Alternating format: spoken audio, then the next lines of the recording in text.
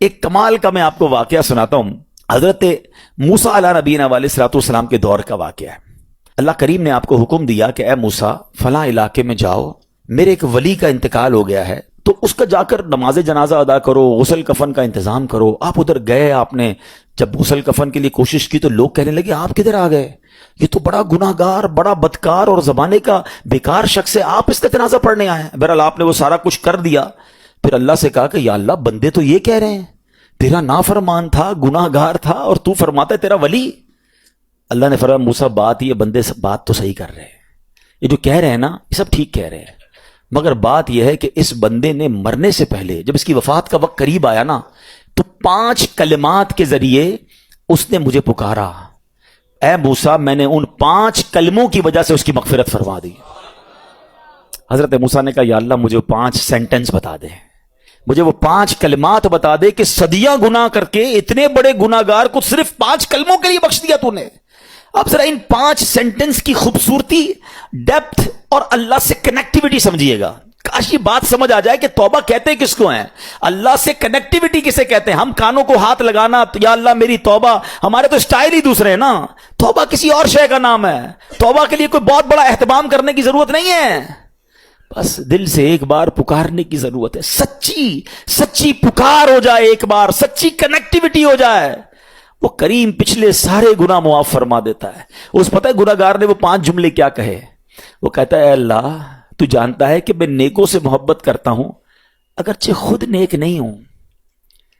ذرا سوچئے, میں خود نیک نہیں ہوں مگر تو جانتا ہے مجھے نیکوں سے پیار بڑا ہے. دوسرا سینٹنس کیا تھا, یا اللہ تو جانتا ہے میں گناہ گاروں سے بغض رکھتا ہوں, فاسقوں سے بغض رکھتا ہوں حالانکہ میں خود گناہ گار ہوں. سمجھ رہے بات کو, اپنے گناہوں کا اعتراف, اقبال جرم ہے. بندے کو کہو تو گناہ گار, بولتا ہے میں کدھر گناہ گار بھائی, مجھ سے بڑا تو نیکی کوئی. ہم تو پہلے یہی ماننے کے لیے تیار نہیں کہ میرے گناہ کتنے ہیں. اللہ کی بات دنیا سے چھپا لو, اللہ سے چھپتا نہیں کچھ. ادھر اقبال کریں, ادھر مانے, ایکسپٹ کریں.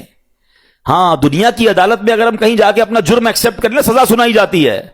سبحان اللہ, میرے رب کی رحمت کے انداز ہی نرالے ہیں, اس کی عدالت کے دستور نرالے ہیں. کوئی سچے دل سے جا کے مان لینا یا اللہ میں سب سے بڑا گناہ گار, اس کی رحمت اس کی بخشش فرما دیتی ہے. اس نے کہا کیا کہا, یا اللہ ہوں بڑا گناہ گار, میں گناہ گاروں سے نفرت رکھتا ہوں مگر مولا خود بھی گناہ گار ہوں.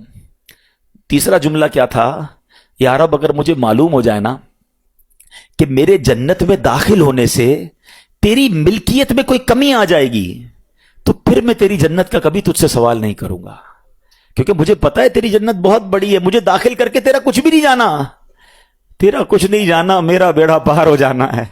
تو پھر میں تجھ سے کیوں نہ مانگوں, مجھے بخشنے میں تیرا کیا جائے گا, تو کریم, تیری جنت بہت بڑی, تیری رحمت بہت بڑی.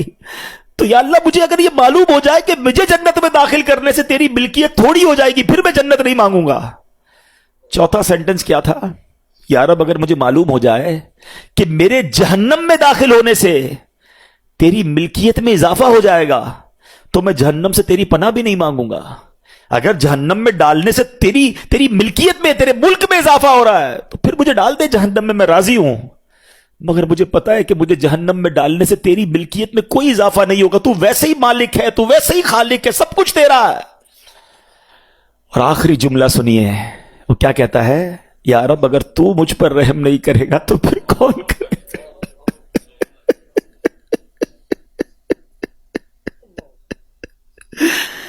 اگر اللہ رحم نہیں کرے گا تو کون کرے گا.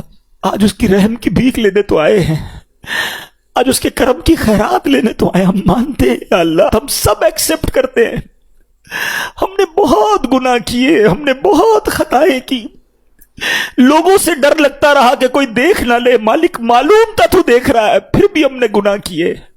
دروازے بند کر کے گناہ کیے, لائٹ آف کر کے گناہ کیے, علاقے تبدیل کر کے گناہ کیے. ہم سب مانتے ہیں مولا, مگر یہ پتا ہے ہمیں بخش دے گا تو تیری رحمت میں کمی نہیں آئے گی, تیرا جائے گا کچھ نہیں. ہم بھی تیرے بندے ہیں, ہم بھی تیرے بندے ہیں, تیرے محبوب کے امتی ہیں مولا. تو رحم نہیں کرے گا تو کون رحم کرے گا.